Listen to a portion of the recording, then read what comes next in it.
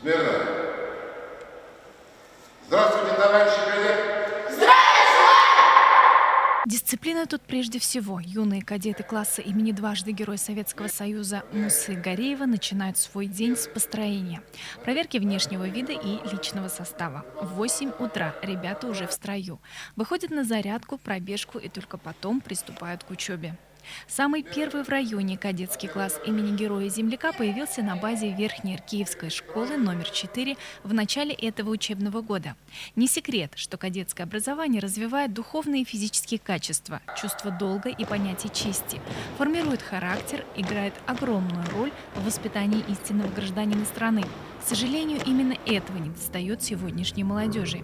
И поэтому, изучив опыт кадетских корпусов республики, руководство учебного заведения приняло решение об открытии кадетского класса. Разработали свою образовательную программу, объявили набор, заказали униформу, приняли устав кадета.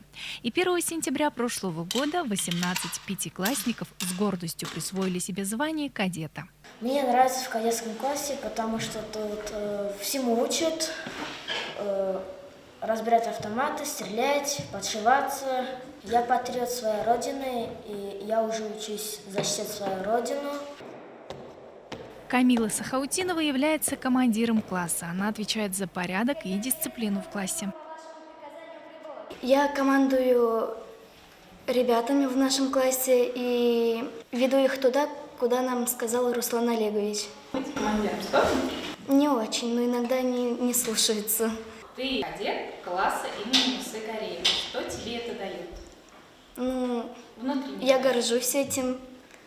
В будущем мы, возможно, тоже будем летчиками. Учеба в кадетском классе, конечно же, не обязывает этих ребят в будущем связать свою жизнь именно с военным делом. Ведь любить и защищать родину можно по-разному, работая на заводе, в больнице, школе. И кадеты, понимая это, уже всерьез задумываются о своей будущей профессии. В будущем я стать хочу зубным, поступлю на медицинский.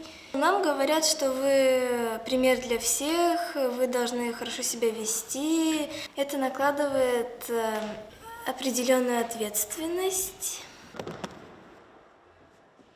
Часами учиться тянуть мысок, чеканить шаг, учиться обращаться с оружием, заниматься моделированием самолетов. По словам руководителя кадетского класса Руслана Олеговича Ганиева, это лишь малая часть будничных занятий кадет-гареевцев. Кадеты на сегодняшний день обучаются по программе, которая обучает в средней школе.